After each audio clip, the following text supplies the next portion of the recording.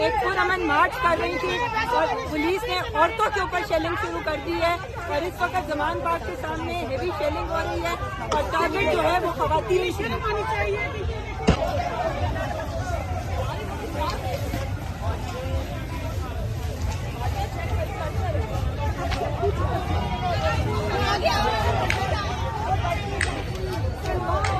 Shelling की है और पुरअमन एहतजाज कर रहे हैं सेकंड वर्ल्ड वॉर में केमिकल खवातीन रोजे से है और उन पे इतनी शेलिंग है। प्लीज नशीराबाद आ गया इसका तो बिल्कुल